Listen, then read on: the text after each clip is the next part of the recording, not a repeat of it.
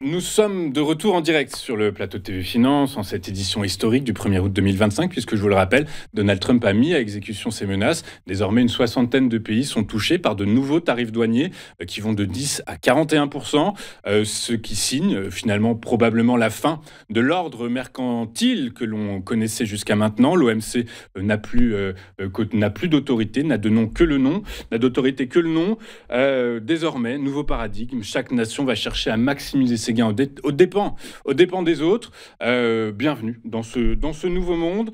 Et il est l'heure maintenant donc que je reçoive, de retrouver Éric Galliègue et son point stratégique. Bonjour Éric. Bonjour Louis-Antoine. Merci beaucoup Éric d'être avec nous ce matin. Vous êtes directeur de la recherche chez FuAdvisor Valcan, avec nous pour nous expliquer comment les marchés ont évolué et sous quel prisme, avant d'aborder l'actualité de cette semaine qui va du jeudi au jeudi, je le rappelle. Et quand même, j'aimerais bien avoir votre avis sur cette matinée, ce contexte économique et commercial en cette matinée du 1er août. Mais avant, quel a été le bilan de la semaine ?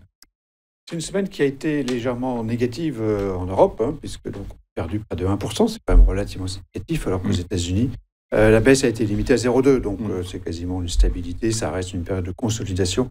Le vrai événement marquant, c'est la chute de l'euro, qui a perdu près de 3% contre le dollar. On est revenu à 1,14, on était à 1,18 il n'y a pas très longtemps. Donc c'est probablement l'effet de premier point de la semaine, première activité de la semaine, donc cet accord commercial en la faveur des États-Unis, en la défaveur de l'Europe. Oui, exactement. Donc abordons ce premier point. En début de semaine, enfin en fin de semaine dernière, c'était dimanche dernier, Bruxelles et Washington ont trouvé un accord largement favorable aux intérêts américains qui explique la chute de l'euro face au dollar. Vous revenez pour nous sur cet accord. Oui, c'est un accord qui a l'avantage d'exister avant tout. Donc, c'est ça. On a mis +1, considérant qu'en fait la levée de l'incertitude permet donc de juger d'un élément favorable par rapport aux entreprises, par rapport aux actions que peuvent mener les entreprises ou les économies de façon générale par rapport à un cadre qu'on va qualifié de stabilisé. Et donc c'est en ce sens qu'on a considéré que cette nouvelle est plutôt favorable. Le fait que cet accord soit un accord perdant-perdant, on le sait depuis longtemps, le marché le sait depuis longtemps, c'est pas nouveau. On sait que ces droits de douane, c'est du poison. On le dit depuis des mois, et on le verra dans plusieurs mois. C'est à ce moment-là qu'on se rendra compte de la bêtise générale de cette attitude. Mais globalement, c'est plutôt une bonne nouvelle parce que ça lève l'incertitude.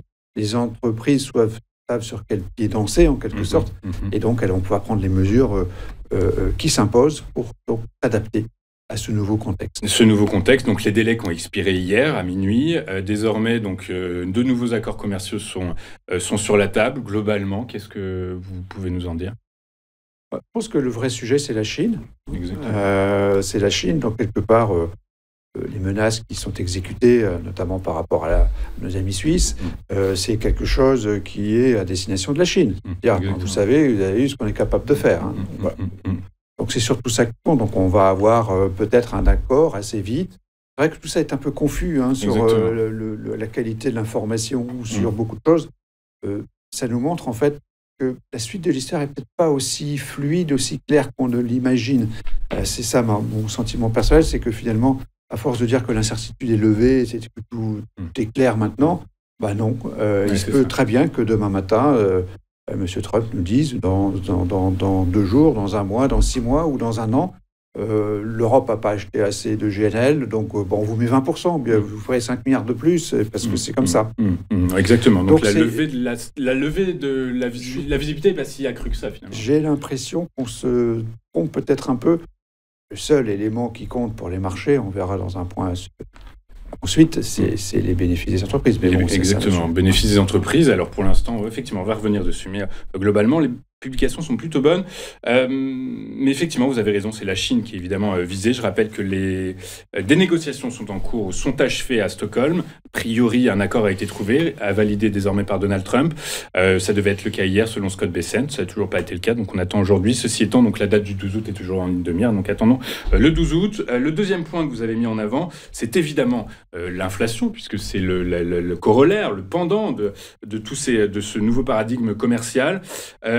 L'inflation, PCE, mesure favorite de la Réserve fédérale américaine, qui ne baisse pas et qui reprend même un peu d'allant. Oui, 2,6 pour le PCE, 2,8 pour le PCE en dehors des prix de l'énergie alimentaire. C'est une mauvaise nouvelle. On le voit sur le graphique, on est passé de 2,2 à 2,6 en 3 mois. Comme par hasard, le point bas, c'est avril, c'est le début des nouveaux droits de douane.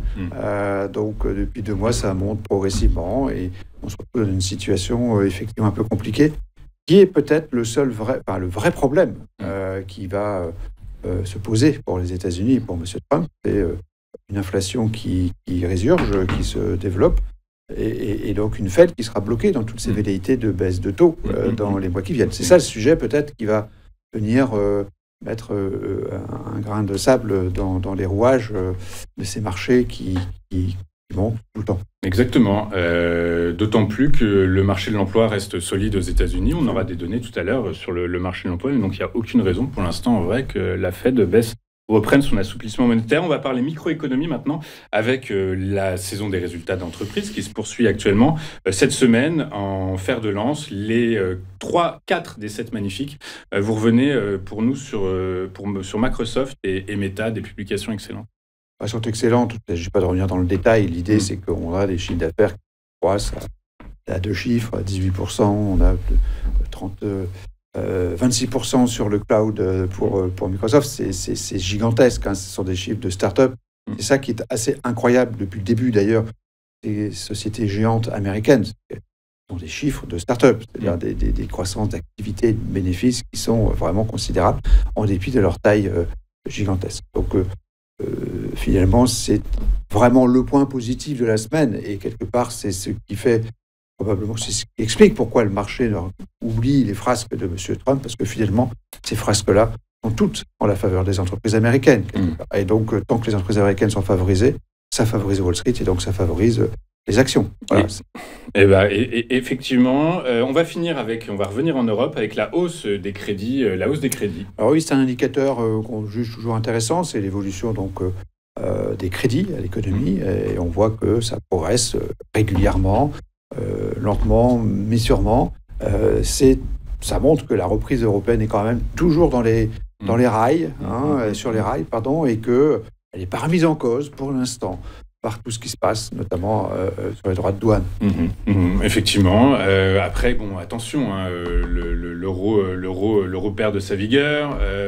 Les représailles, alors vous n'avez pas évoqué, mais potentiellement, ce nouveau paradigme commercial peut également donner lieu à des représailles de la part des partenaires américains. Donc, ça peut partir très vite. Les représailles, ça porte forcément sur les services, on le sait bien. Puisque forcément, M. Trump considère que les Européens volent l'argent des Américains sur les ventes de biens, alors que les Américains ne volent pas l'argent des Européens sur les ventes de services. L'excédent américain sur l'Europe est de 150 milliards. L'excédent américain sur l'Europe est de 150 milliards dans les services. Il est de 200 milliards à l'inverse sur les biens. Et donc, c'est vrai que c'est facile, entre guillemets, d'aller taxer les services numériques des 7 magnifiques en Europe, sachant que comme il n'y a pas d'offre concurrente, comme ils sont en monopole, pour parler clair, ils sont quasi monopole. Ce qu'ils ont cherché. Ça se traduira par une hausse de prix du même montant, le prix des services, et donc par un paiement par le consommateur final, évidemment. C'est pour ça que l'Europe n'avait pas trop de marge de manœuvre et qu'elle ne pouvait pas lancer ça aujourd'hui, me semble-t-il. Ça n'a pas de sens, ça remettrait de l'inflation en Europe, ça réduirait le pouvoir d'achat des ménages européens. Pour quel objectif? Pas grand-chose. Et donc une incertitude qui continuerait. La quête des Européens, c'est d'avoir un cadre à peu près fixe d'exercice de l'activité économique. C'est ça qui est important. Et malheureusement, c'est pas gagné. Alors même si ce contexte a l'air plutôt pesant, négatif, la note de la semaine ressort dans le vert. Alors on est dans le vert parce qu'on a considéré qu'effectivement l'accord commercial entre les États-Unis et l'Europe était plutôt favorable. Voilà, c'est surtout ça, la mesure. Oui, on ne pouvait pas le mettre en négatif, considérant que c'est un accord lose-lose, sachant que ceci était déjà connu par le marché. La nouveauté, l'actualité, c'est normalement l'augmentation de cette prévisibilité, de cette visibilité qui nous empoisonne depuis plusieurs mois. Et donc, c'est pour ça qu'on avait considéré que c'est positif. Donc, globalement, c'est vrai que ça peut se discuter. Ça peut se discuter, et donc j'imagine que ça ne remet pas du tout en question votre stratégie. Non, ça ne remet pas en question notre position, notre recommandation sur le marché. Elle reste favorable. On est investi, effectivement. On est investi parce que, au bout du bout, l'ensemble des éléments qu'on a évoqués juste avant ont pour conséquence les entreprises. Ce qui compte avant tout, c'est les entreprises. C'est le cadre d'exercice de l'activité et de la profitabilité des entreprises. Comme les entreprises sont dans un bon état, notamment américaines, eh bien la bourse continue de progresser. Et donc, on se retrouve avec des indicateurs de dynamique qui sont favorables, qui viennent compenser la petite dégradation sur le risque. Et donc, effectivement, on est toujours à l'achat. Ok, très clair. Écoutez, merci beaucoup Eric de vos précisions, de vos analyses. Eric Galiac, vous êtes directeur de la recherche Sophie Advisor Valcan. On se retrouve a priori à la rentrée. Très bonnes vacances Eric. Nous, on marque une courte page de publicité. On se retrouve pour la suite et la fin de cette édition. À tout de suite.